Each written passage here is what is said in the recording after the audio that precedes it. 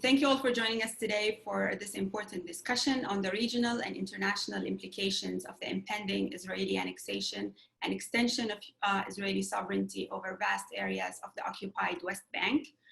My name is Tamara Kharroub. I am the Assistant Executive Director and Senior Research Fellow at Arab Center, Washington, D.C. And I am pleased to welcome you all on behalf of Arab Center, Washington, D.C. and the Institute for Palestine Studies to this joint webinar. We are very glad to be hosting this event in partnership with the Institute for Palestine Studies, We are also very fortunate and honored to have a stellar lineup of experts who have taken the time to be with us today and to share their insights and their analyses. Thanks to all the speakers for joining us, and we look forward to your contributions. And thanks to everyone who's joining in to listen to the conversation on Zoom and on the websites of Arab Center, Washington, D.C. and the Institute for Palestine Studies. As most of you know, an Israeli government, a unity government, has finally been installed after about a year and a half. And one of the few agenda items the two parties agreed to focus on is the issue of annexation, which could be voted on as early as July 1st. As a response, Palestinian Authority President Mahmoud Abbas announced that the PA will end all agreements and understandings signed with Israel and the United States. This all comes under the patronage of the Trump administration and his so-called peace proposal, as well as its efforts to push for normalizing relations between Arab states and Israel outside the parameters of the Arab Peace Initiative. And also, we heard from Netanyahu, he declared, to nobody's surprise, if I may add, that Palestinians in the Jordan Valley will not get citizenship after annexation. Within this political environment, many questions are being raised. For example, do these recent developments present a real game changer? Or are they a mere culmination of decades of expansionist Israeli policies and international impunity? Will Mahmoud Abbas actually follow through with his proclamation to end agreements, especially given that he's made several threats in the past? What is the significance of the timing of this formalization of annexation of Area C? And what is the economic and strategic significance of these areas, which constitute about 60% of the occupied West Bank? What are the legal implications of this move, both in Palestine, Israel, and internationally? And finally, while annexing territory by force is a violation of international law, are we to expect different reactions this time around from Arab states and the international community, especially now that there's no question left about the reality of apartheid? In general, I would like to frame the questions in three sets or themes, if you will. The first has to do with the past. What factors, political and legal, in the domestic, regional, and international arenas have paved the way for this almost inevitable reality? The second theme has to do with the present. Why now? Specifically looking at the July 1st and the 6-month timeline presented by the Israeli government. Is the Trump administration here the golden window of opportunity for Israel? Will formal annexation actually happen at this time? And who are the forces in Israel and the US pushing for it? And the third set of questions is about the future or the morning after. Is this a game changer for Israel, for the Palestinian Authority, and with regard to the suffering and human rights violations of the Palestinian people? But also, is this a game changer when considering the fallout across the region, the international community, and for the United States? Will there be action or just the usual empty rhetoric? What are the political and legal ramifications? And what are the options that remain after formal annexation? To answer these questions and probably many more, we are very fortunate, as I mentioned, to have a great panel of experts who are the best, if I may say, at this. Our speakers for today need no introductions by any means, but I will briefly try to introduce them in speaking order by listing their current or most recent affiliations, and all of them have achieved much more, as many of you know. First, we have Rashid Khalidi, who is joining us today from Chicago, I believe. He is the Edward Said Professor of Modern Arab Studies at Columbia University. Also, he's the co-editor of the Journal of Palestine Studies and the president of the Institute for Palestine Studies, USA. Nasser Al-Qudwa, who is currently in Ramallah, is the chairman of the board of directors of the Yasser Arafat Foundation. He is also the former Palestinian representative to the United Nations. Raif Zreik, joining us from Nazareth, is associate professor of law at Ono Academic College and the co-director of Minerva Center for the Humanities at Tel Aviv University. Noor Ariqat, who will be joining us in a minute, is a human rights attorney and assistant professor at Rutgers University. Leila Farsakh, joining us from Boston today, is associate professor and chair of the political science department at the University of Massachusetts, Boston. And Khalil Jahshan, joining us from the DMV area, is executive director of Arab Center, Washington, DC. Thanks to all of you for being with us today. We are honored to have you, and we very much look forward to your contributions. Before I turn to the speakers, please allow me to remind the viewers that you can send in your questions anytime during the discussion. You can use the Q&A feature on the Zoom platform. And to those watching on our website and the IPS website, you can send in your questions by email to events@arabcenterdc.org. Again, that is events@arabcenterdc.org. Please identify yourself and your affiliation and indicate to whom your question is addressed, and we will try to take as many questions as possible. And now, without further ado, we will start the discussion. I will give each of the speakers about 8 to 10 minutes to present their remarks, and then we'll take your questions, and we'll try to take as many questions as possible. I would like to turn first to Rashid Khalidi. Rashid, you have written extensively on the historic, political, and legal trends leading up to this point, specifically the legacy of colonialism and impunity. How did we get here? And do these recent developments represent a significant change at this time? And in your assessment, what are the future projections and remaining options moving forward? Rashid, you have the microphone. If you might turn on your mic, yes. Thanks, Tamara. And thanks to everybody who's participating virtually. This is actually not something new. This is part of a long-standing historical process, which is related to the fundamental, unchanging aims of the Zionist movement. The Zionist movement always aimed to absorb all of historical Palestine. This is nothing new. This is the latest of a series of many, many, many steps that go back to the founding of modern political Zionism over 120 years ago. And this is something that initially the great power patron that made the success of Zionism possible, Great Britain and its leaders, originally endorsed. As far as Britain was concerned, Palestine was to become entirety of Palestine was to become a majority Jewish state, at which point it would be allowed to become independent. So the original aim that Zionism had, and the original aim that the British endorsed through the Balfour Declaration, that the British leaders who were involved in the issuance of the Balfour Declaration intended, was that Zionism should take over all of Palestine. So this annexation is the last in a whole series of steps towards an end that really has never changed. And you need only look at the writings of Herzl, the writings and the private writings in particular of Herzl, the private writings of Weizmann, the private writings of Ben-Gurion, or of other leaders like Zev Jabotinsky, to see that the unchanging permanent objective of the Zionist movement was to take over all of Palestine, not just the areas that they managed to seize by war in 1948, and to absorb them entirely into a state that would be a state dominated by a Jewish majority.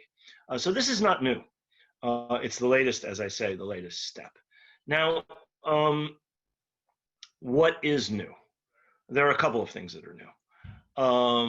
One of them is that the Trump administration has gone beyond what any American administration has ever done. American administrations basically allowed the annexation of East Jerusalem and large areas to the north and south of Jerusalem, and basically allowed the annexation of the Golan Heights while maintaining a public position of opposition. But in effect, the United States has done absolutely nothing since 1967, when Israel first annexed Jerusalem, or since the annexation of the Golan Heights, done absolutely nothing besides meaningless resolutions or meaningless statements to prevent Israel from doing these things. It has not sanctioned Israel for its seizure of Jerusalem, its annexation of Jerusalem, its absorption of Jerusalem, nor has it done the same thing regarding the Golan Heights. Golan Heights wines are available in American stores. The United States could easily have said, this is illegal, we oppose it, you will not be allowed to benefit from it. Produce from the Golan Heights is not allowed. American citizens cannot go to ski resorts in the Golan Heights. It could have done many, many things, obviously. So the United States, in effect, has gone along with prior annexations. However, it's always maintained in order to keep what I would argue is the fiction of a two-state solution alive, that Israel did not have the right to annex further territories, except in the context of an international negotiation that would be mediated by a dishonest broker, the United States, an international negotiation which the United States would always set the ground rules for in order for that negotiation to be favorable to Israel. But nevertheless, Israel, until the Trump administration, was constrained in its efforts to maintain and continue this process of the absorption of all of Palestine by an American insistence that this takes place in the context of a negotiation and an agreement. The Trump administration has changed this. The Trump administration has, for the first time, openly endorsed the long-standing objective, maximalist objective of the Zionist movement of taking over all of Palestine. Essentially, the nation-state law of 2018, which was passed by the Knesset, which is a basic law of the state of Israel. In other words, it's a constitutional law, and which says that in Israel, there's only one people with the right of self-determination, prefigures this annexation. If there's only one people with the right of self-determination in the state of Israel, and the state of Israel controls the entire territory from the river to the sea, then in a certain sense, annexation is a logical consequence of that. And nobody in the United States raised a finger to object to the Israel nation-state law. I would guess that of 435 lawmakers, almost none of them are even aware of the law or what it means. But the Trump administration has now openly endorsed what no American administration has ever been willing to say, which is that we basically agree that there's only one people in Palestine, and that therefore sovereignty and legal and the legal arrangements around it should comport with this reality. There's one people, there's a subordinate people, but it doesn't have rights to sovereignty or to national independence, and it will live under the control of Israel to the extent to which it's allowed to live. That's the position, as we know, of the Trump administration. Let me conclude by saying I think there are a couple of important questions. I mean, I don't have answers to Tamaya's question, what's going to happen? I don't know what's going to happen. But I think there are a couple of questions that we should keep in mind, and I think the other panelists are some of them are better suited to answering these questions than I am. The first question is the obvious one, and Tamara already alluded to it, which is what is going to be the international reaction to this? What is going to be the European reaction in particular? What is going to be the Arab reaction? The reaction of the Arab states, most of which are not democratic, do not represent their people, do not have legitimacy, are not constrained by public opinion, are dependent on external forces for protecting them against their own people and against external enemies, are weak, are playthings in a region which is dominated by external powers and by regional powers like Israel, Turkey, and Iran. These weak Arab states are faced with a very difficult dilemma in facing this question of annexation, because Arab public opinion, we know from the surveys that the Arab Center has done, is very supportive of the Palestine question. It's not represented by its governments in that. The Arab governments are complicit with Israel in many respects, but Arab peoples are not. They still support Palestine. And so these governments are in a difficult position, and it's going to be interesting to see how that develops. Finally, what is going to be the Palestinian reaction?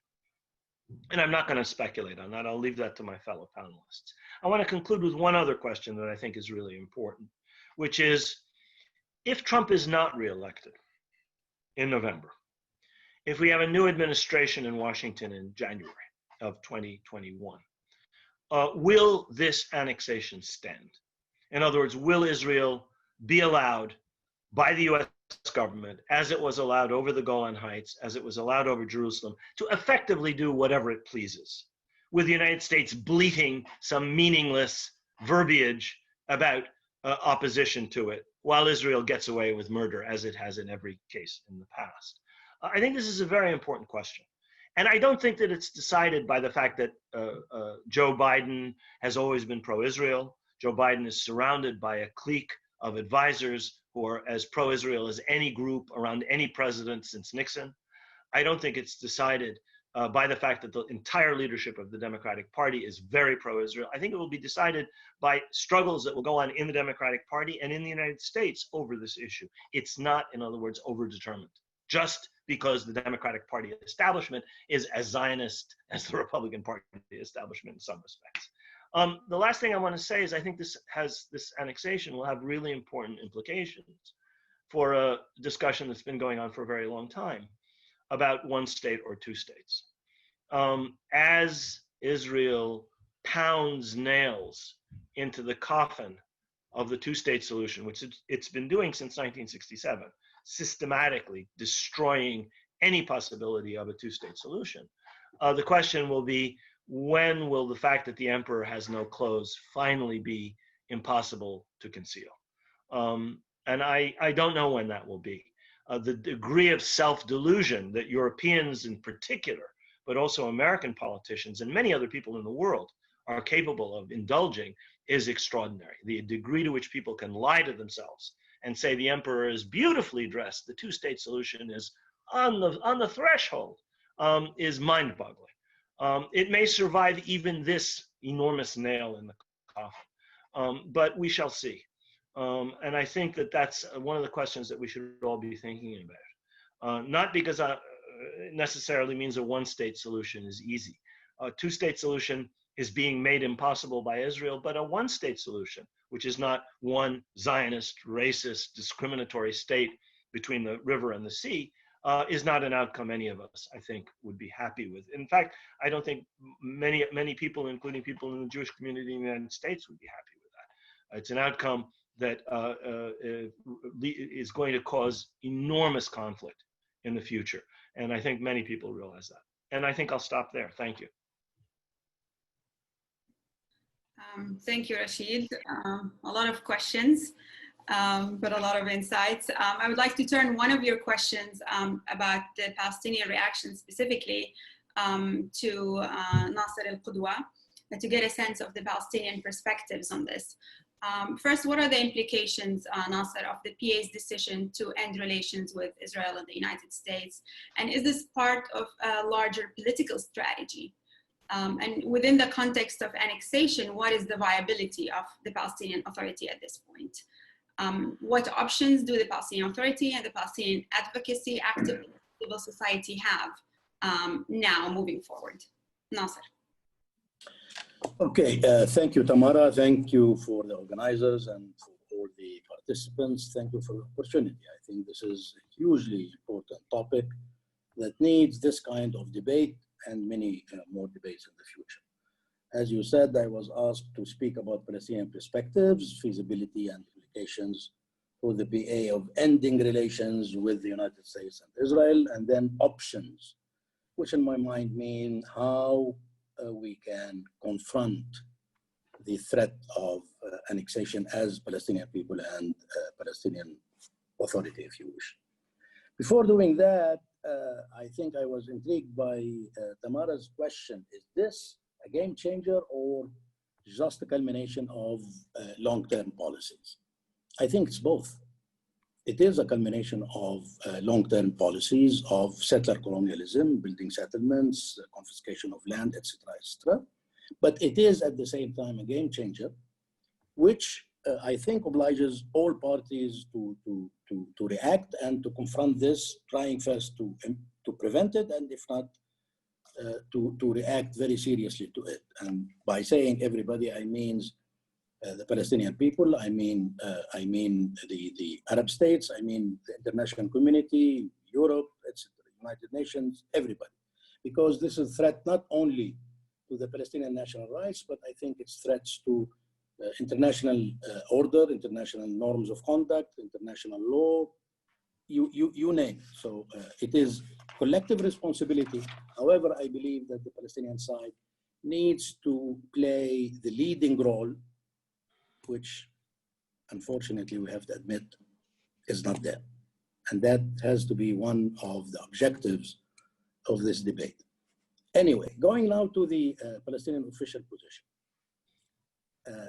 As I can understand it, it is one that says that the Palestinian Authority will not be bound by the existing agreements with Israel and with the United States. Adding to that, there is a language that gets close to the idea of come on, Israelis, and be in charge, take over. In addition to statements with regard to severing relations with Israel and severing relation with the United States. What does this exactly mean? This is the big question. Adding to the problem is the fact that similar positions, if not exactly same positions, were adopted in the past without concrete results, which of course create even additional confusion. However, I have to admit that this time, it seems that the Palestinian leadership are bent on showing more seriousness in dealing with the situation. So until now, as far as I can see, there is no relations with the Israelis, and there was indeed serious severance of relationship. Whether this will continue or not, and how we are going to solve all problems that we will be facing, what are the long-term implications, what are the legal, political implications, these are questions that frankly, unfortunately, do not have answer. To be frank with you, I think that we, as Palestinian side, needed different approach. We needed different strategy, different approach. One that is clearer and more efficient in confronting the threat of annexation. One that contain policies, positions, measures under, I might say, four titles. The first one is the political. And in this regard, I think the Palestinian position should have been one that announced very clearly that any Israeli annexation will be tantamount to an official Israeli announcement of ending the political settlement, the negotiated settlement, thus changing the game from our side as well. At the same time, I think the Palestinian side should have said that we remain committed to our struggle to achieve national independence in the state of Palestine on 1967 borders with Jerusalem as its capital. And here, I hope that I'm clear. I'm talking about our national goal. I'm not talking about the so-called two-state solution, a term that I hate because it reflects some kind, the more recent political process of negotiations, followed by negotiations with no results. Nevertheless, Rashid Al-Khaldi, of course, posed the question, two-state solution, state of Palestine on 1967 borders, or I don't know what, one-state solution. Honestly, I don't believe that there is something called one-state solution. There might be one-state reality that is imposed by force, which requires victory, total victory from one side over the other. If we achieve victory, then we are going to build a democratic state, Palestine, democratic Palestine, where everybody lives in democracy and equal rights, blah, blah, blah, blah, blah. If the Israelis win, they will achieve greater Israel, as they are trying now. However, thinking that there is binational state and state one reality that will grant Palestinians rights and everybody will be happy and in dandy situation, I think this is not realistic. Again, I'm not talking about any diplomatic formula. I'm talking about the rights of the Palestinian people. We are the indigenous people of the land. We are the owners of land, and we made repeatedly huge concession ending with 1967 borders. Are we going to give up on that? And what is the alternative? What's the alternative? So I think this is an important issue. We need to uphold it very, very clearly. Moving forward, I think the second title should be Confronting Settler Colonialism in a Serious Way, legislating, mobilizing, confronting settlements on the ground. And that, by the way, is different than, let's say, BDS. BDS is something to be respected, it's something to be supported, but it's not the same as confronting settler colonialism, which is the duty of states under their legal obligations per Geneva Conventions. It's not a moral or political thing only, it's a legal obligations that states have to fulfill. However, for them to do that, we, the Palestinian side, need to do our share. The third title is redefining, redesigning the Palestinian Authority and the Palestine Liberation Organization to form the Palestinian Authority in a way that makes it only a body that provides services for the Palestinian people. For instance, I think we need to transfer back to the PLO the authority on the embassies and foreign representation. And at the same time, with regard to the PLO, we need to abrogate the administration or the, how do you call that? The negotiations department, yes, department. The negotiations department need to be abrogated. And I think generally the PLO need to be rebuilt on a clear basis, either with the participation of Hamas and al-Jihad, if we reach agreement with them on the overall situation, Gaza, or without them, if we fail, God forbid, reaching that kind of agreement with the constituencies, the current constituencies of the PLO. The last one would be, the last title would be relationship with Israel. And I think we need to completely redefine this, but in a realistic way, in a gradual way, and probably very hard way, that would allow the Palestinian side to get out, relatively speaking, at least, from the current dilemma that we have into a different situation. One, for instance, whereby the Palestinian side can rely on itself, at least to feed itself in terms of small farms,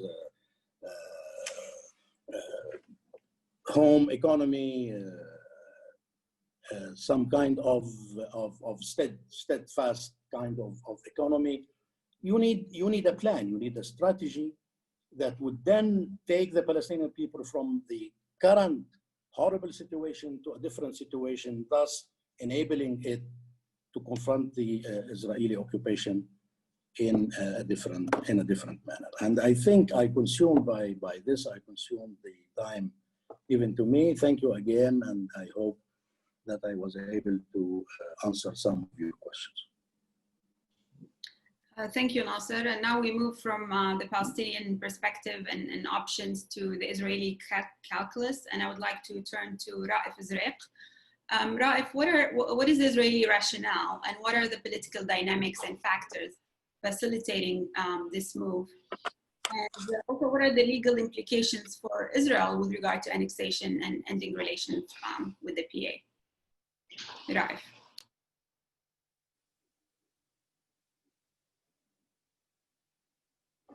You please turn on your microphone, Raif.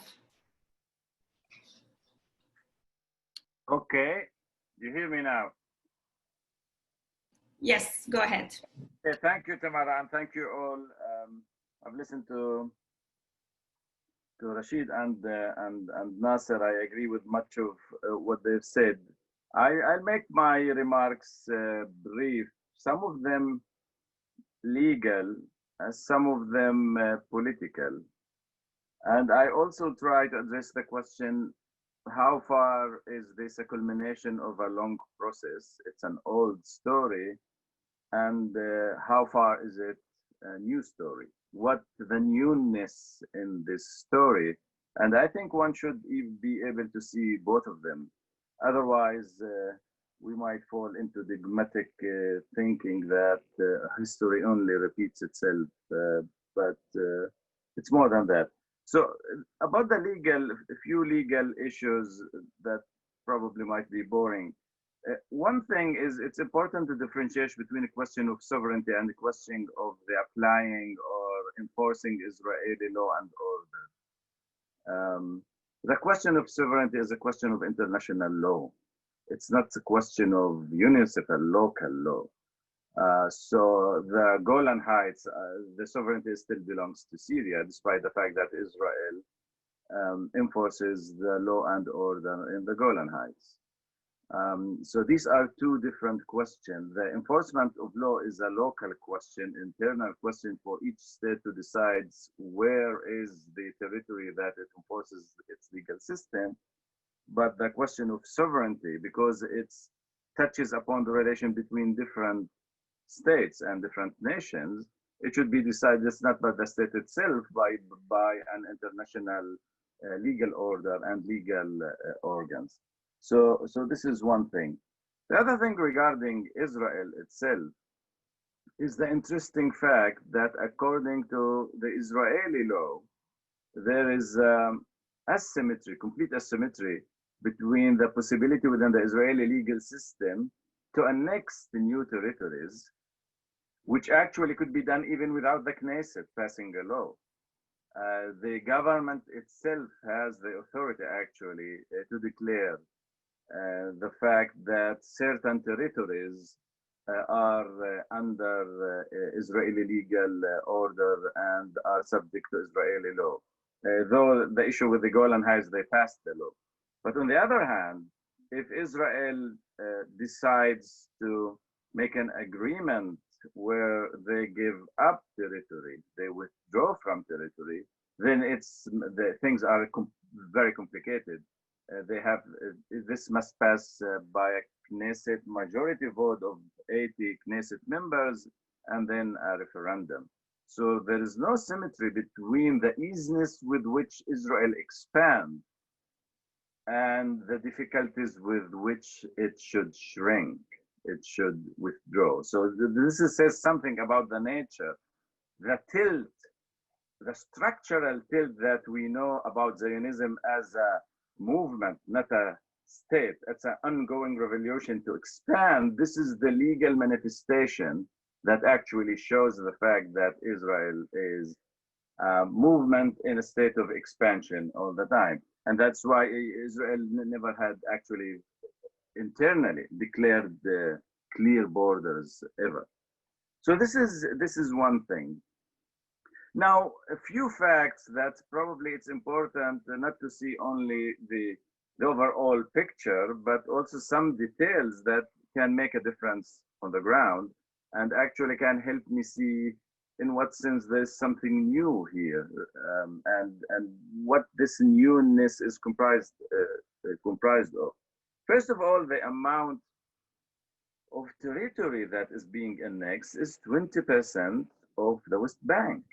Now that's quite a number. 20% of the West Bank, all along the Jordan River.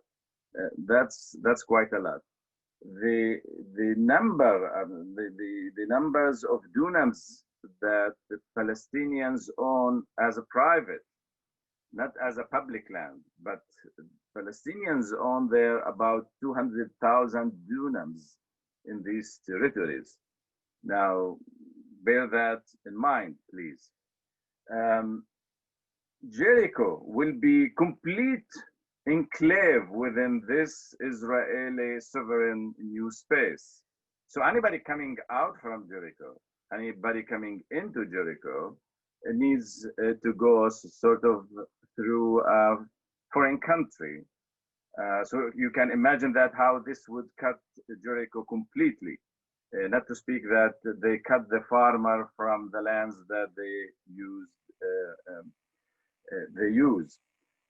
Add to that that the two main roads that connects parts of the West Bank actually were made basically for settlers.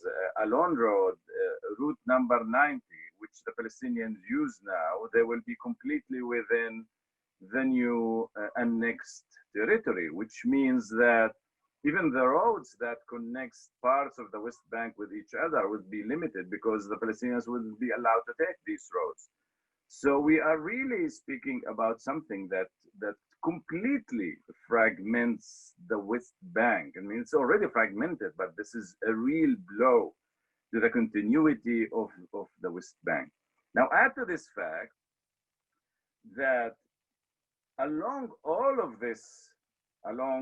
this territory, there's a new border between the Palestinian Authority, sort of, let's call it, whatever you call it, the PA territory, and this Israeli territory. Now, we know how Israel treats its borders.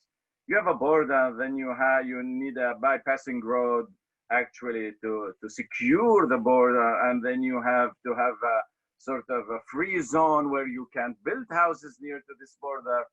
So if you can imagine that, the 20% are not only 20%, the 20% is definitely more than 20% de facto.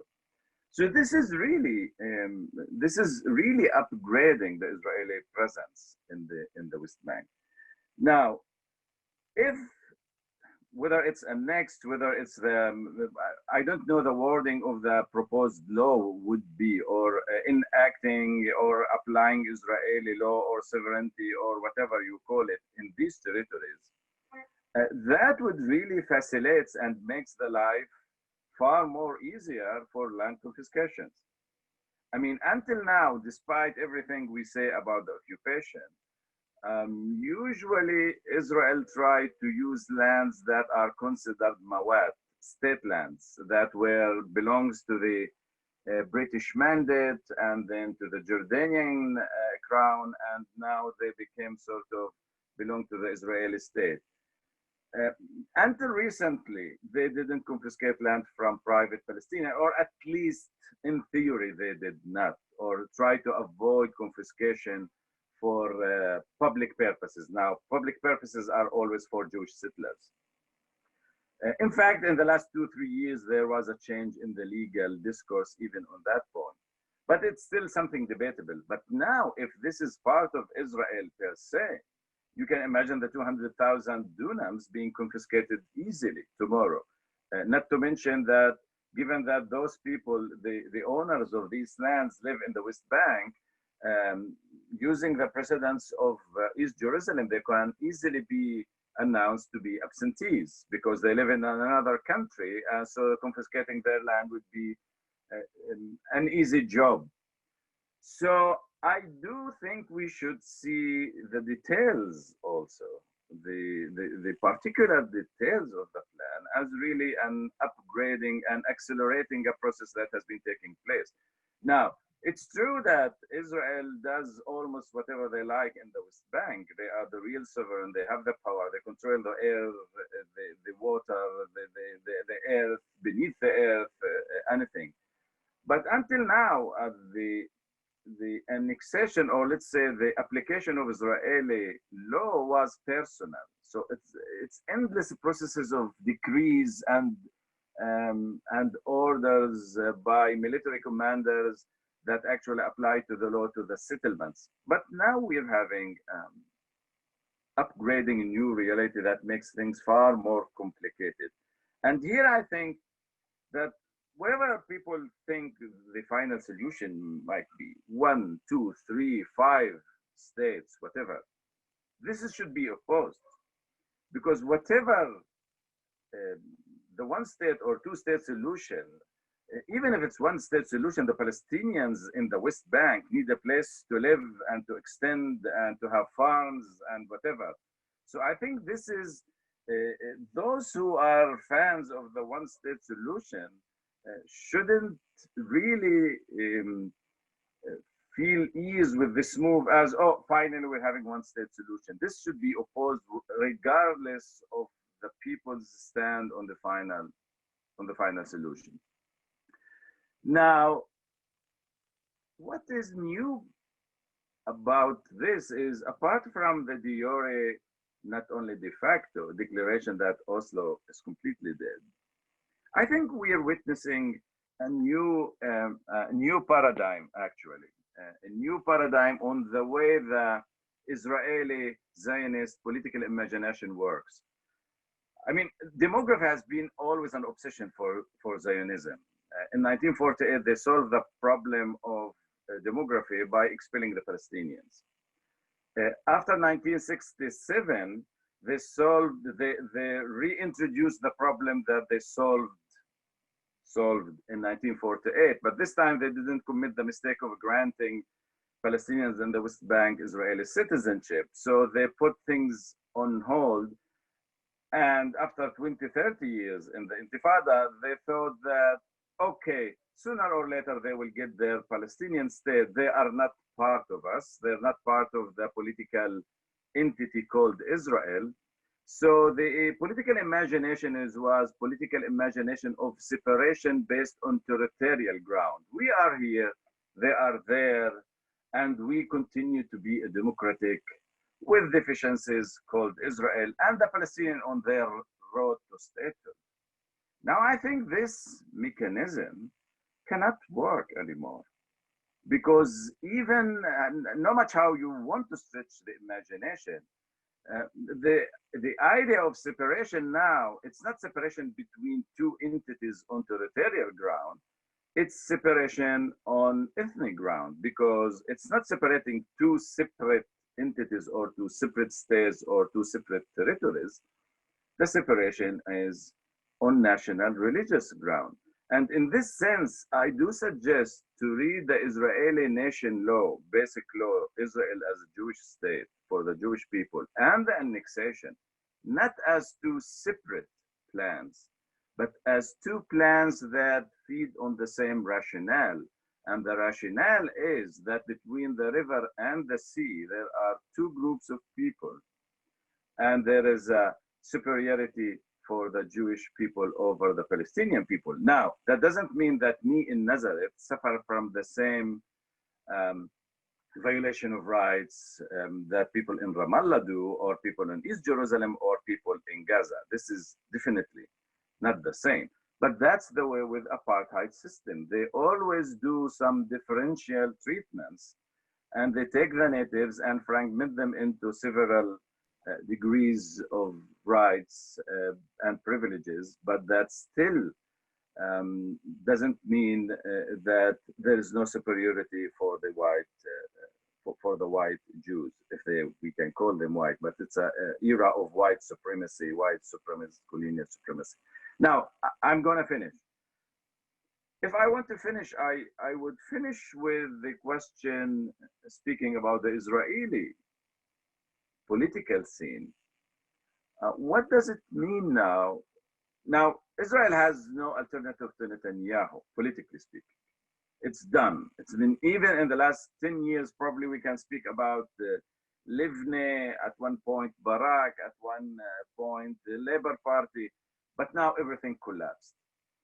And the question is, what does it mean now to be peace camp in Israel? Israeli left, what does that mean? And based on what? And what would they demand? What is their political agenda? I don't know. It doesn't seem that nobody knows how this left can reorganize itself. So I would stop here and see if there are any further questions later on. Thank you, Raif. And from that, I would like to move to the international legal dimension with Noura, perspective of international and human rights, what are the legal implications of annexation? What international legal avenues are available for Palestinians and their supporters to pursue?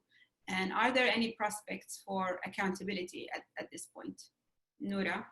Thank you, Tamara. Thank you to everyone. I just want to echo everyone's thanks and start off by saying that we're witnessing right now in the United States one of the most remarkable uprisings of Black people against the structural regime of racial domination, which is both emblematic of a racial capitalist system that's built on settler colonialism, which affirms once again the international nature of the Black freedom struggle. And so I just want to, right now there are 15 cities under military occupation in the United States that reflects a steady militarization of US law enforcement. Only in the past 10 or so years has that been amplified because of US collaboration with Israel, where the Israeli army trains the US, or a decade and a half, at least since the US's declaration of the global war on terror. And so that the militarization of the police actually begins very clearly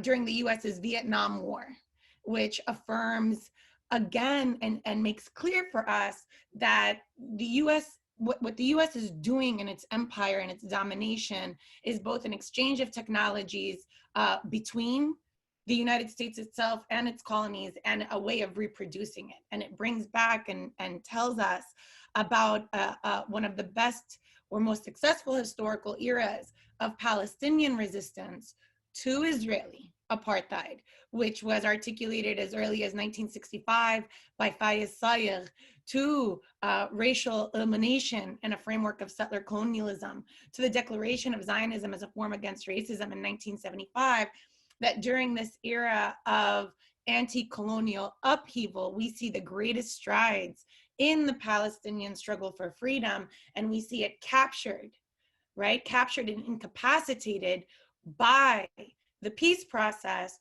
which contains successfully an anti-colonial struggle into a peacemaking affair, into a peace and conflict resolution. So I just want, start by acknowledging this as a form of responsibility, and where we are in our struggle both against Israeli expansionism as well as US racial domination and expansionism. Two, I want to briefly answer the question about law, because I'm critical of law, as some of you may know, and move on to both reflecting how this is a liberal problem and ending with thinking about Palestinian responsibility in ways that we should have already moved forward. Number one, on the law, here are the frameworks. This is illegal under all law that you can think of. Under UN Security Council Resolution 242, this is an abrogation of actually finding a settlement through a negotiation, even under Israel's own terms, and a tool of domination that they used in order to suppress Palestinians for 20 years until they accepted it in 1988. This is a violation of Resolution 242 because it takes unilateral steps. That is made clear by the Palestinian boycott of ongoing negotiations under the Trump administration. Number two, this is a grave breach of the Fourth Geneva Conventions, specifically Article 49, subsection 6, which prohibits the transfer of one's civilian population into the territory that it occupies. This is a willful violation under Article 146 of the Fourth Geneva Convention, and therefore this is tantamount to a war crime. Number three, as has been mentioned already, this is also a violation of the UN Charter, specifically Article 2, subsection 4, which prohibits the acquisition of territory by force, protects the territorial integrity of all peoples, and here we're talking about the Palestinian peoples. There is no way that you can approach this and not see it just on the diplomatic territorial level as a violation of international law. If we actually took it to the level of thinking about what Raif and Rashid and Nasser have brought up, in the sense of there is an unequal regime, now we get other laws that we can invoke, including the 1973 Convention condemning apartheid as a crime against humanity, including the Convention on the Elimination of All Forms of Racial Discrimination, which in Article 3 actually articulates apartheid as an offense. So we have at our disposal all sorts of laws that we can use both to contest the territorial acquisition by force, as well as to contest the human rights violations. But unfortunately, this is not a question about the availability of law. As I've tried to, share as somebody who's tried to use the law as an advocate, the law is politics and and its emancipatory purposes can only be leveraged in the service of a political movement. And the Palestinian political movement is not only absent, it's dead. There is no, in the official sense, and I want to qualify this. But before I jump to that, let me just quickly say what I think our audience members already know and have been said. This outcome today is predictable, but it was not inevitable. It is predictable, but it was not inevitable. We have had several opportunities to append this outcome and have not taken it. And here when I say we, I mean Palestinians, to at least contest it. And that even though this is happening under a Trump administration, it represents the outcome of liberal policy. It represents the outcome of centrists, both who have insisted that the US play a primary role, even though the US has facilitated this incremental annexation, as evidenced by the fact that the territories that Israel wants to annex now have already under de facto annexation. Palestinians in the Jordan Valley not only cannot reach the Dead Sea, but have to pay an entrance fee in order to even access it and are unable to even pay that entrance fee, right? We're talking about de facto annexation. How does this change their reality? What it changes is it becomes a moment of reckoning for the international community, which has done nothing. And even before de jure annexation, the European Union has under the third party state responsibilities, an obligation of non-recognition, as well as a policy of differentiation according to Security Council Resolution 2334. They don't even have to punish Israel in order to apply its own law to hold themselves to account in order to respond to this moment. The availability of remedies is abundant. It's about the political will to actually use them to resist this outcome today and well before this moment. And then finally, the peace process. This is an outcome. The jurisdictional regime upon which Israel and the US are now negotiating how to annex the territories. And if I heard that the number was actually 36%, not 20%, but I think territories that are marked are 60% or areas A. Those are jurisdictional regimes that the peace process created.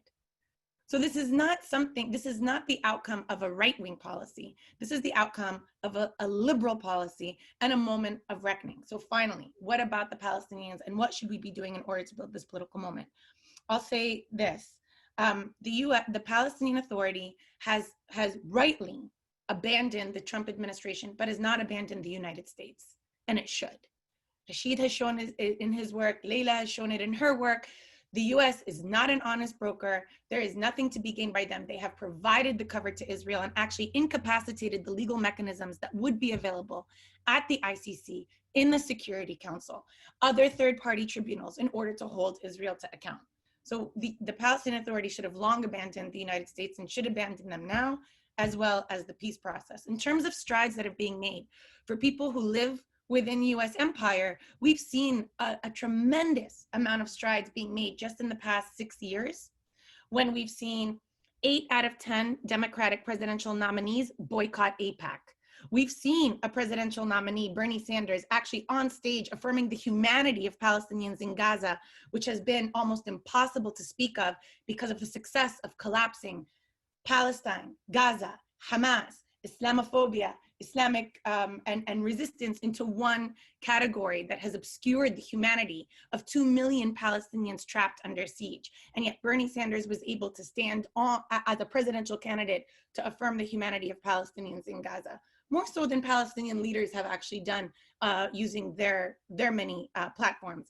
And finally, we've had members of Congress endorse boycott, divestment, and sanctions, even in an environment where 41 out of 50 US states have passed or proposed legislation to criminalize BDS and to apply some sort of civil sanctions.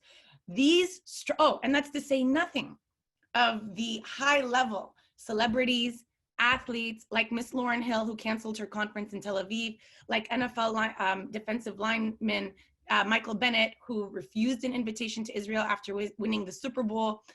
All of these strides that we're seeing that have actually finally created a wedge between, made this issue a partisan issue between the Republicans and the Democrats, number one.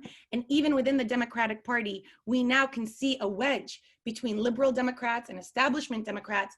Those strides reflect the tireless work of Palestinian civil society and Palestinian movement, not the official Palestinian leadership, which is also a moment of reckoning for Palestinians, that we have continued to struggle, we have continued to advance a freedom cause, but have done it not only despite the inefficacy of the Palestinian official leadership, but in spite of their opposition to this work in different fora. And this also is not new, again, echoing what my colleagues have said. In the Great Revolt, it was a peasant population that overcame the intransigence of the Arab High Committee in order to say this will be a revolt, not a negotiation. That it was also reflected when Arafat took over the PLO and away from an Arab regimes and an Egyptian-controlled PLO in order to say that this will be a militant struggle and a radical struggle. We are in another moment where there is a Palestinian leadership that is latent and that has been moving forward and will ultimately supplant a very inefficacious Palestinian official leadership, which has taken up a tremendous amount of space, and in my opinion has forestalled a number of mechanisms that could be used on behalf of the Palestinian cause. Thank you. Thank you, Noura. Next, we have Leila Farsakh, who will focus on the political implications and the trajectories going forward. Leila, specifically, what roles and potential responses would Arab states and international players have? Thank you very much, Tamara, and thank you also to all my colleagues on the panel and excellent interventions. Yeah, I think in trying to understand the regional and international reactions to this, I think it would be very helpful to think in two terms, in terms of short term and long term, or medium term, I'd like to do. In the short term, what we have seen that Arab reactions and international action in general have been opposed to the annexation. Arab countries, especially Jordan, has been very alarmed by this because of the fear of the alternative Palestinian homeland in Jordan, has already expressed its dismay and rejection of this, and even threatened that it would stop the Israeli-Jordanian peace accords. Arab states have joined all in denouncing the annexation and calling a return to international law. But as explained by Noura and others, first of all, that law can be a tool of oppression, not a tool of liberation. But also that, above all, that these Arab states their threats do not have much teeth, largely because of the level of dependencies that they have on the Americans, and also because of the nature of the cooperation agreement, whether security or economics with Israel, whether it's between Jordan and Israel and Egypt and Israel. So what we're going to see is in the short run opposition to the annexation and nothing to do about it practically. As to the European, I think they are the most important actor in the story, largely because the EU is the largest trading partner of Israel, and Israel has special treatment, although it is not because it's not a member of the EU. And despite not being a member of the EU, it has one of the most preferential cooperation agreements with the EU on the level of research, development, security, you name it. So the EU could exert a pressure if it wants to impose sanctions, especially as the EU came out clearly against the annexation. And again, reiterated also the position of the PA that it does not recognize any changes to the 1967 borders unless recognized by Israelis and Palestinians, and had strongly urged Israel to refrain from annexation.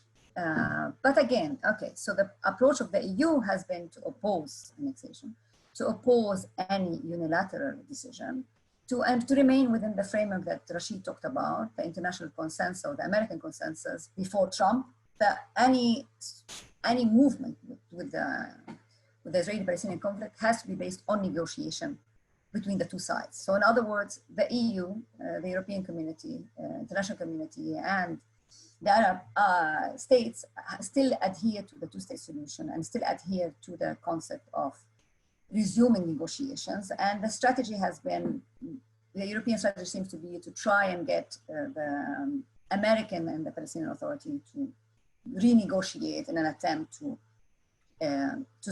reenact and reinitiate the peace process. So this doesn't look very, I mean, this is more of the same. I think everybody now is waiting for the Trump administration to see what's going to happen with the American elections.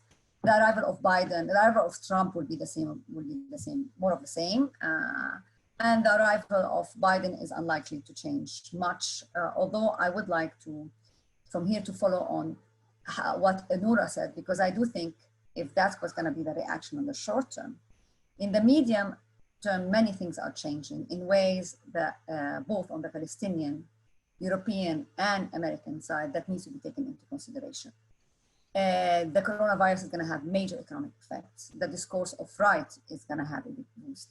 The attack on the liberal, neoliberal economic system that has been enshrined over the past 30 years globally will be under criticism, and this will have serious implications for the American economy, for the global economy, and for the discourse of all those rebelling against oppression, against state domination, against violation of their basic rights. So we're going to have a new resurgence of a discourse of right based on social justice. Now, of course, we've known in history, this is not new, it goes up and down.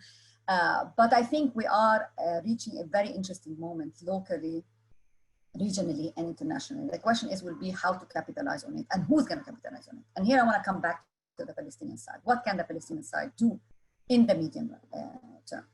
I think Nasser al-Qadwi brought some interesting, important position. I think this position is what people in the West Bank talk about, the importance of reviving the PLO, the importance of, I think, ending the fragmentation, the political fragmentation.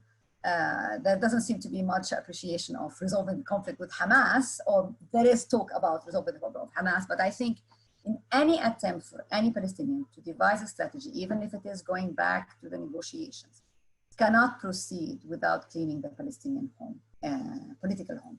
In other words, there needs to be basic reinitiation of what is the Palestinian national project moving forward, who decides on what is the national Palestinian project moving forward, and how are we going to allow a discourse and a mechanism to allow a larger conversation, not just within the West Bank, and not between just the leaders of the PA, because that's a futile exercise. It has to be a conversation that involves all the Palestinians in the West Bank and Gaza, and find a mechanism to install a new conversation on where do we want to go forward. Now, the revival of the PLO could be an interesting step. I'd like to see who's going to initiate it, how it's going to be implemented, because I really think that the present leadership has run out of ideas. And they're well aware that we are living in an apartheid reality, in a one-state reality, that the annexation is just a confirmation, whether it happens or not, is a confirmation of what has already been, is happening, okay? So the real question is how we're going to elaborate a discourse of freedom and liberation within the confines of international law, which, as Noura explained, we have enough to use from. But the problem is not there. The problem is defining the Palestinian political project moving forward. Now, Nasser al-Qadwi had, and many people have big reservation over the two-state or the one-state argument. I think the point is not to get trapped into is the solution is two-state or one-state, three-state.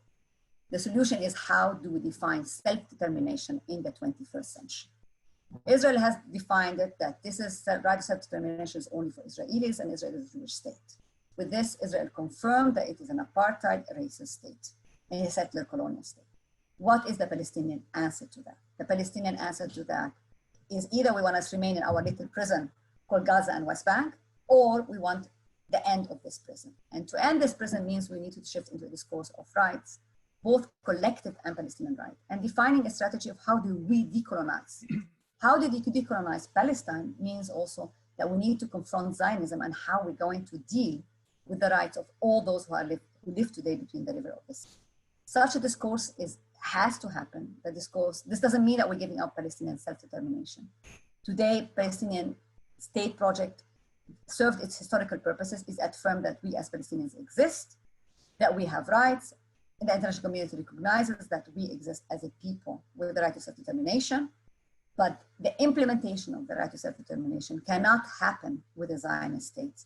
And in order to dismantle a Zionist state, we need to articulate what is a strategy of decolonization involves for us and for the Israelis, and start to build bridges with Israelis, Palestinians, with international community, with the activism going today in the United States, to see how we can create progressive forces that can articulate an agenda which is not so leftist as you might think, that actually can be more to the progressive center if people are so scared of revolutions, but which is imposing itself because you cannot fool people.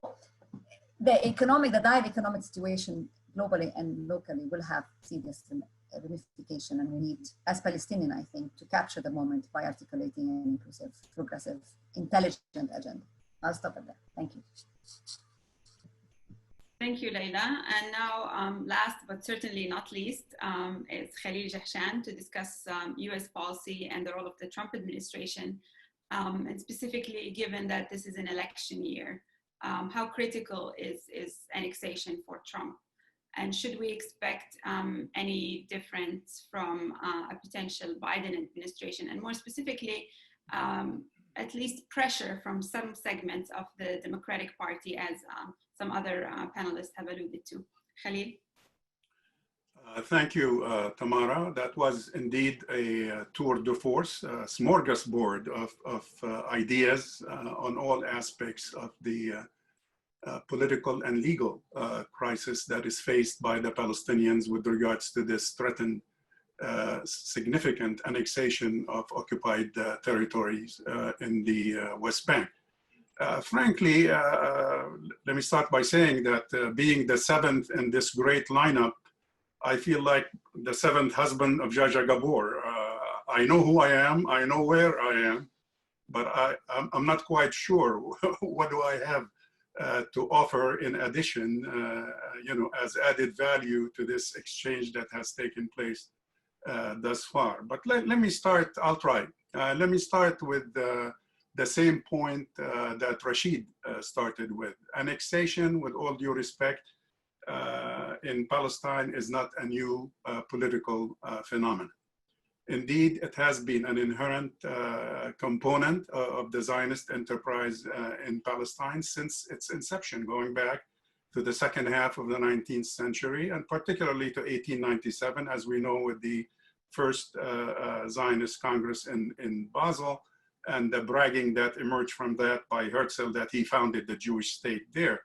But, a practical problem emerged immediately as they began to kind of implement their plan, which is they discovered this inconvenient fact that the territorial component of their plan, the real estate, the piece of talking about real estate, since Trump is at the White House these days, the real estate location chosen for this Jewish nation building exercise that they adopted, that piece of real estate was not available, was not empty, was not without people, regardless of all these statements by all kinds of people, ranging from restorationist Christian Zionists to the early founders of the Zionist movement, claiming that a land without a people to a people without a land.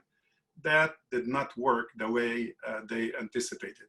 In return, what they did, and it continues to impact us today, is they developed a process of combination, a kind of a twin process of depopulation of Palestine on the one hand, and confiscation and annexation of their land on the other. I think if I remember correctly, back in undergrad days, I think it was Fayez Said who coined the phrase that this became kind of like the breathing movement, the breathing process of Zionism, the inhaling and exhaling of the Zionist movement in terms of depopulating Palestine and annexing the Palestinian land. They had to do that to justify, of course, their raison d'etre, and this was followed immediately during the early part of the last century, what was known as the pre-state or the Yishuv period.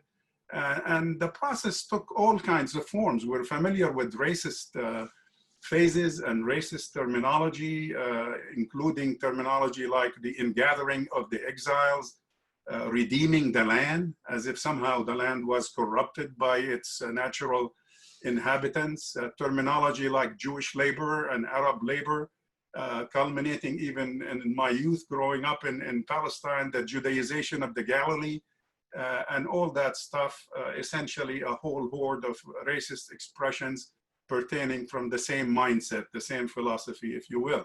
So the Palestinians have dealt with that long before even Trump was born, and they continue to deal with that today. They overcame it in the past, and I'm confident that the Palestinian people will overcome it this time and will overcome it in the future. As far as my assignment, which is the US role in this whole process, traditionally, we all know that US policy has been kind of like a support group, if you will, an enabler to Israeli policy and practices, funding them, giving international cover, and that continues. I mean, this administration just threatened yesterday to go to the ICC and again offer additional, declare war on the ICC for all practical purposes because of its attempt to confront Israeli racist practices. But same thing continued after '67. It was I would say, almost like a passive support for Israel. The US was like a cheerleader to Israeli practices. The initiative tended to be Israeli, and the support group tended to be American. As other speakers that preceded me indicated, this has totally changed under Trump, and it's important to account for that if we are to adjust the Palestinian strategy for the future to be able to deal effectively with US policy, because the US today is actually the initiator of this wave of annexation. It's not a bystander, it's not a supporter, it's not a funder, and it's not an enabler. What has happened, I think, since Mr. Trump arrived at the White House is a total change in how US government dealt historically with the Palestine issue. Today, it is not a matter of lobbying. I mean, we are still geared, and people are still in Palestine and here talking about the lobby and the role of the lobby and the impact on the administration. But frankly, the lobby is not an outside player anymore. The lobby is at the White House, and we are paying their salaries. We American citizens, the taxpayers, they are doing their work at our basically expense, literally, politically and financially. So what you have today is basically a policy-making process with regards to Palestine that is being conducted from the White House. As a matter of fact, even the State Department has been isolated and sidelined. So this is not conventional lobbying to influence US policy. It is actual direct policy making at the source. And to add to insult to injury, as I said, is at our taxpayers' expense. The outcome is clear. What we have inherited thus far from this administration is their main product, so-called peace and prosperity, a vision to improve the lives of Palestinians and Israeli people, quote, end of quote. This is not your typical US peace plan. We have seen peace plans galore. We have seen the Rogers Plan. We have seen the Camp David Accords. We have seen the Reagan Plan. We've seen the Madrid Conference. We've seen the Oslo process. We've seen the Clinton parameters. This is totally different. They were all typically one-sided, pro-Israel, indifferent toward the Palestinian aspirations and internationally recognized Palestinian rights. But this scheme, and it's not a plan, this Trump scheme, peace and prosperity, actually offers neither. It's neither a peace plan, nor is it basically a plan for prosperity. It is actually, as far as I can tell, a declaration of war against the Palestinian people, seeking to deprive them of their very basic kind of even aspiration for a comprehensive, just, and lasting peace, to block the road toward that. It is an underhanded attempt to produce an end of conflict agreement, that there is no more Palestinian issue after this, but without even the semblance of a political process, as previous administrations have done, without any political negotiations. And as a matter of fact, this was confirmed this morning. Haaretz this morning confirmed part quotes from the conversation that took place between the settler leaders and Netanyahu yesterday. And he confirmed to them that he will not, in implementing this idea of annexation, he will not abide by the Trump plan. So in conclusion, let me say that number one, as several of my colleagues on this panel have said, and as the New York editorial board declared this past weekend on Saturday, annexing the West Bank is a brazen violation of international law. And as Noura said, of all laws, actually, not just international law. So second, that Trump and company seem to be angry with the Palestinians because they are refusing to negotiate. And by the way, Nasser, in spite of the fact that supposedly relationships have been cut between Palestinians and Americans, at least at the official level, in terms of coordination, CIA coordination with Palestinian security, and so on, I assure you that phone calls are continuing, okay, with different Palestinian officials, getting the message, pressuring the leadership to basically back off the step they have taken. And it's not only from the administration, but it's even from the opposition. The Biden campaign is driving Palestinian official nuts, telling them to cancel, to pull back their statement and not to do that, to give them a chance in case they win. But the fact of the matter is the administration scheme that has been declared thus far is a non-starter. If you want to understand what's in the scheme, do not read just the document, the American document. Read how Netanyahu is interpreting it. Frankly, he knows about it more than anybody else. After all, he slept in Kushner's bed. I don't know if Kushner was there or not, but he knows what's in the plan, and he coordinated. And if you want to see what he means by annexation, take a look at Israel Hayom just a couple of days ago, 5 days ago to be exact. He says that Israeli sovereignty will be extended over Judea, Samaria, and the Jordan Valley. 2, the Palestinians have one option. He doesn't use the word, I use the word. He wants them to surrender. He says, and I'm quoting him, only if the Palestinians consent to a complete Israeli security control, they can have their own entity as Trump defines, according to Trump's mood. I'm one of those people of Palestinian origin who do not want a Palestinian state as defined by Trump, because it doesn't meet the basic minimal aspirations that I have for my people. And this is to be implemented, according to Netanyahu, unilaterally and immediately. It's a diktat and no even semblance of a process. This is the reversal of all previous peace processes. And frankly, we have been accustomed to so many of them for many years. What if Biden wins, by the way? Tamara asked me to comment a little bit about the elections. Frankly, I think his chances of winning are still minimal. But I really have a serious problem with the positions that have been articulated. I know there has been a lot of communication between his campaign and our people in Ramallah. But frankly, at the same advice I gave the Palestinian leadership when Trump came on the scene, not to trust him because he's going to stab you in the back. I have a feeling the same thing is going to happen here. They keep talking at best about trying to defend a defunct two-state concept, a fiction, as one of our colleagues just said earlier. It is a fiction. I find Biden basically defending antiquated ideas that we have seen before from the Democratic side.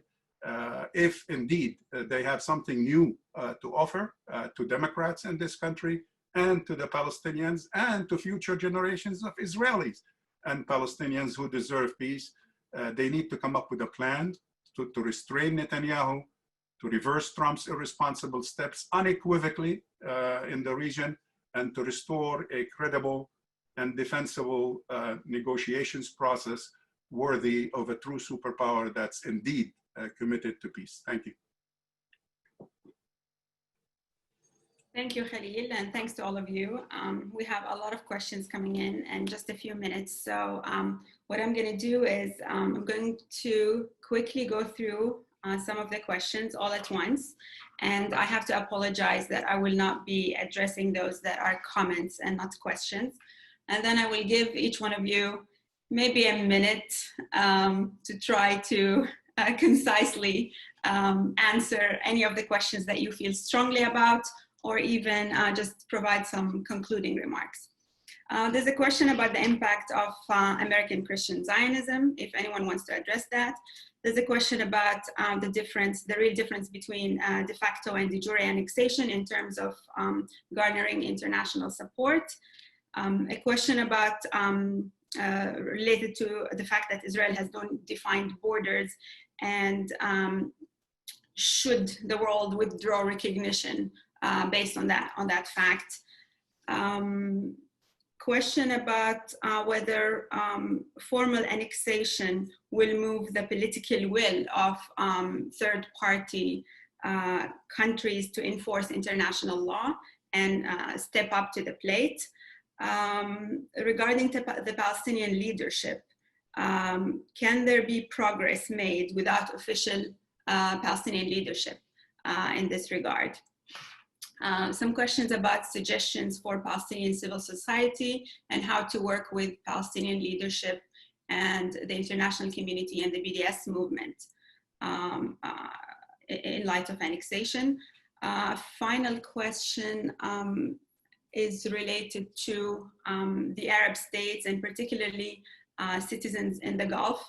The people asking questions are referring to the fact that some of our surveys show that the citizens themselves are still supportive of the Palestinian cause. And the question is, what should citizens of Gulf countries do? I think I will have to end it there. There are many more questions. Unfortunately, we don't have a lot of time. So I'll just give each one of you about a minute, and feel free to provide any remarks or answers that you would like. I think I will do the same order, so we'll start with Rashid. Okay, I mean, there are too many. I was looking at the questions in the Q&A box. There are really too many to answer quickly. So I'll just say two things. One about negotiations, and I want to go back to something that Noura said, and it's something that she quoted me as saying, which is that if any Palestinian leadership ever decides it wants to negotiate, it must not, under any circumstances, whether under a Trump or a Biden or any other administration, go into the kind of cage that every negotiation process has constituted for the Palestinians. Every previous negotiation was rigged to give a specific outcome. Only an entirely different kind of process is acceptable. The United States has put its big thumb on the scales in favor of Israel throughout the process. It must not be allowed to do that. United States mediation is completely unacceptable. The idea that the solution runs through Washington is one of the stupidest mistakes that the Palestinian leadership has made over decades. Only Israel's will runs through Washington. Only an outcome that reflects what Israel wants can run through Washington. Only an international format, completely different format, is acceptable. The last thing I want to say is that in the absence of the leadership that the Palestinian people deserve, it's unfortunately incumbent on Palestinian civil society to do some of the heavy lifting, which frankly, students, the BDS movement, and some other aspects of Palestinian civil society have been doing. They have done more to advance the Palestine cause than both leaderships, both of the failed leaderships in Ramallah and Gaza in the past few years. And unfortunately, they're going to have to continue to do that. And one of the things that we should be doing is to put forth a vision, as at least one of the speakers said, for what kind of future we want. Sooner or later, there will be a Palestinian leadership that can step into the breach. And help unify a national and renew the national movement. Until then, I think it's up to all of us to be putting forward a vision for Israelis and Palestinians for a decolonized, de-Zionized future. I don't think we're going to end up with a Palestinian state. I'm not opposed to it. If it could happen, I don't think it can happen. And I think we have to be thinking well beyond that, unfortunately. I'm not in favor of abandoning that as an objective, however. One thing we're going to have to come to terms with is that there is a powerful international consensus since 1947 on a Jewish state, on a state of Israel. That's not that's not something that was imposed with our consent. It violated our national right of self-determination as the majority in Palestine in 1947 and 48. But it is a fact that we have to contend with, which is why you can't simply discard the two-state solution, however illusory it is. Even while we work towards a vision that inspires Palestinians and hopefully sooner or later Israelis, I think we have to deal with the fact that there will have to be some form of negotiation, and that cannot take place through Washington. Nor Biden nor Trump has the best interest of the Palestinian people. The Democratic Party and its leadership, is as Zionist as is the Republican Party. It's as committed to false outcomes as far as we are concerned, that violate all kinds of basic Palestinian rights, that don't take into account what has to happen for there to be a sustainable and just and lasting solution. And I think there should be pushback to the Biden people as firmly as possible. They don't represent the Democratic Party. The Democratic Party is represented by a base which is much more sympathetic to us. And we should be speaking to, we as civil society should be speaking to and energizing that base, not trying to negotiate with a leadership that is the Clintons, Obama, Biden, Schumer, Pelosi. These are people who are as pro-Israeli as anybody in the Trump camp. They're not as extreme, but they're as pro-Israeli. And I think those people have to be told, we cannot agree with you on this, and this. You have to be speaking to basic things that involve justice and that involve equality in Palestine. And this is not just, or that is not just, and that is not equal. And those are principles that any American should be able to understand. Even the most Zionist, even the most committed to Israel's position has to be confronted with this fact. So those are my concluding remarks. Thank you. And thanks for this opportunity. Thank you, Rashid. And Nasser, if you'd like to say a few words. Yeah, I'll try to very quickly to make some comments. First, Khalil Jahshan assured me that there has been contacts with some American officials. I'm not surprised because I didn't have lots of confidence in the continuity of the policy, but I'm not aware of such contacts. I would appreciate it if Khalil can tell us or tell me about these contacts. Second points about regaining Palestinian unity, Gaza, Hamas. This is an issue of utmost importance. It's a central issue, actually. And I don't think that the Palestinian side can fulfill its duties and obligations in confronting our enemies without changing the internal situation, first and foremost, achieving that unity. The only reason I didn't address this in a reasonable way is frankly, I thought that this is outside the subject matter of all of us today. Number three, when we say nothing new about the impending annexation, what do we mean exactly? Do we mean that there was long-standing policies in this regard? We agree on that. Or do we mean that it's business as usual, nothing new? We shouldn't do much. I mean, it's much ado about nothing. I wouldn't agree on that. I think this is very serious, very, very, very serious development. It takes all of us, Palestinian, Israelis, the whole world, from a situation to a completely different situation. My fourth and last comment, again, when we say defunct two-state solution, what does this mean exactly? Do we mean defunct process that continued without any result for 20 years, or do we mean it is defunct to speak about the right of the Palestinian people to statehood, to self-determination and national independence? And if so, what's the alternative? What are we struggling for? What do we want to achieve? I think we need to be a little bit more specific, especially with regard to these essential points. Thank you. Thank you, Nasser. And next we have Raif with your concluding remarks. If you could turn on your microphone, please. Raif, we don't have your sound.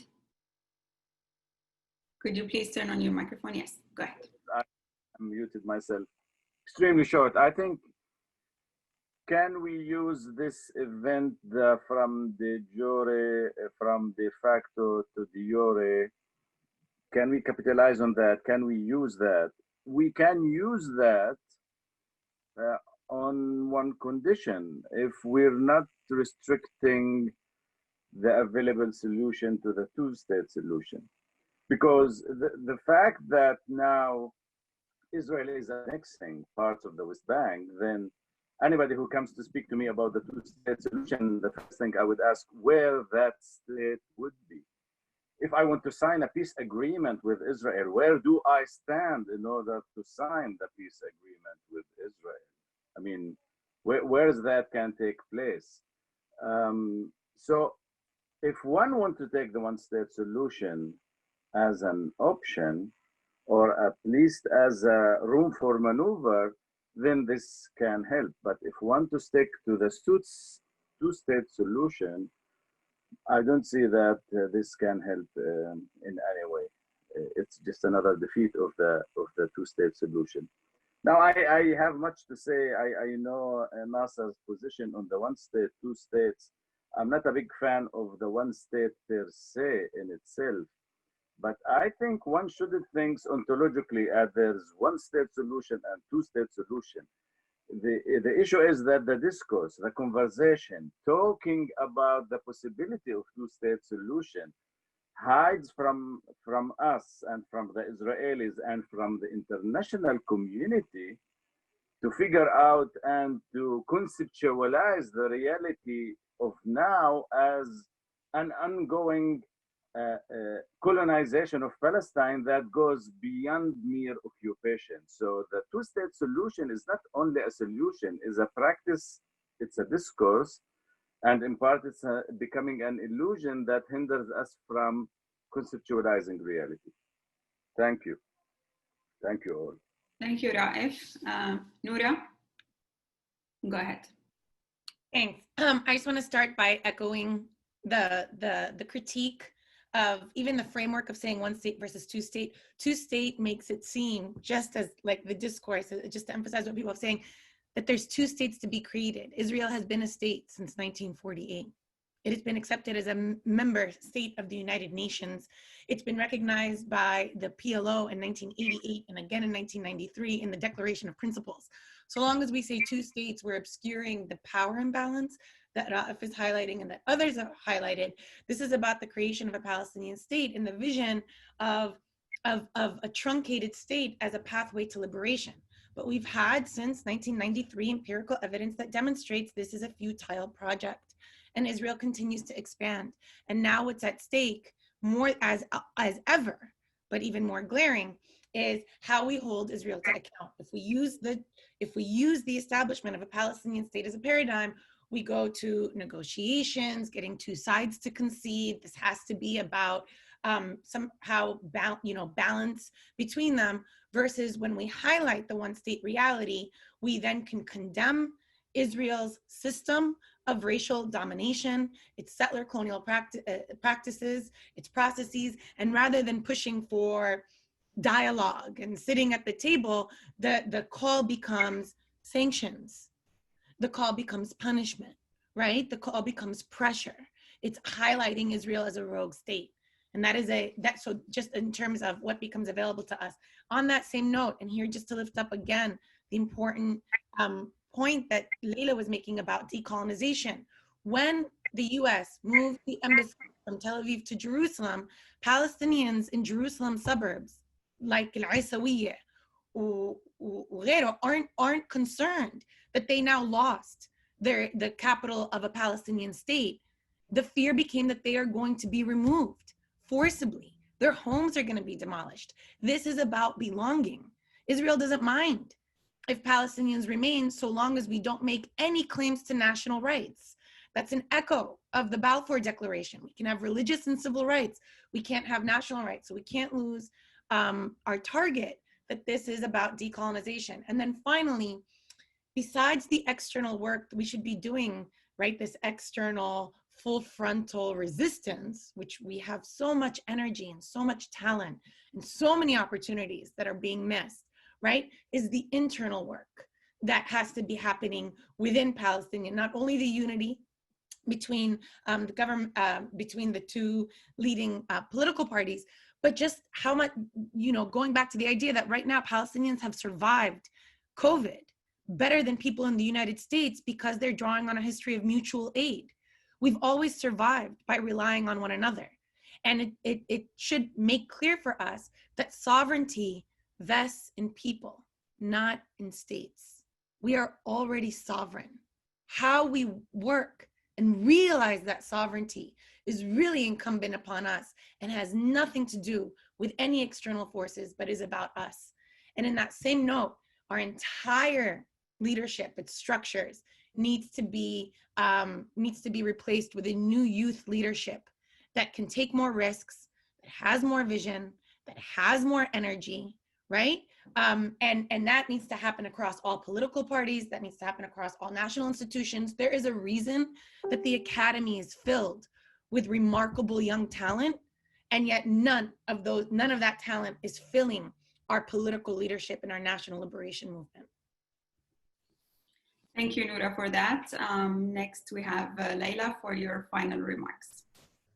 Thank you all. I echo them all, and I will not repeat them. I will just try to build on them by addressing really the issue of how do we rethink the state, rather, and from the point of Noura and others, that basically the sovereignty, we as Palestinians, our sovereignty as people has been affirmed. What has not been affirmed is the sovereignty of our state.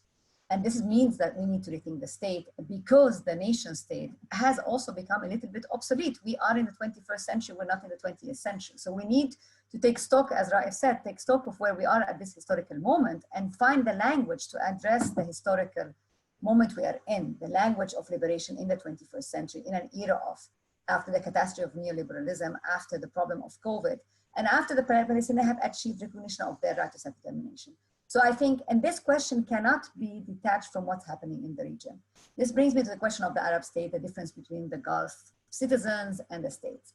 As Rashid also mentioned, the Arab population have all been for democracy and for the Palestinians. The Arab uprisings have lost the first round, but I doubt that they will be forgotten forever. There will be another uprising because these uprisings were precisely about not the nation state, was about reminding the state of their responsibility to respect and protect the citizens, not to violate them in the name of national unity, whatever that is. So I think we are living a historical moment whereby everything is changing. We still do not know what the new is be, but we know that the old is dead. And as we are in the process of defining what the new is, we need to have this conversation of defining what is our next step in an inclusive, open discussion that includes all us Palestinians, but also includes what's happening in the Arab world and what's happening in the US and what's happening globally. Because struggles of justice are intertwined, they're not separate. And the state can be tamed for the sake of affirming people's rights, irrespective of their ethnicity, for affirming that decolonization is not about creating ethnic states, is about creating a state of all its citizens, under whatever form, whether it is 2-state, 3-state, 6-state, I don't care. But the point is equal rights and respect of dignity and people's collective and individual rights without racism. Thank you. Thank you, Leila. And last, Khalil, you have the last word. Go ahead.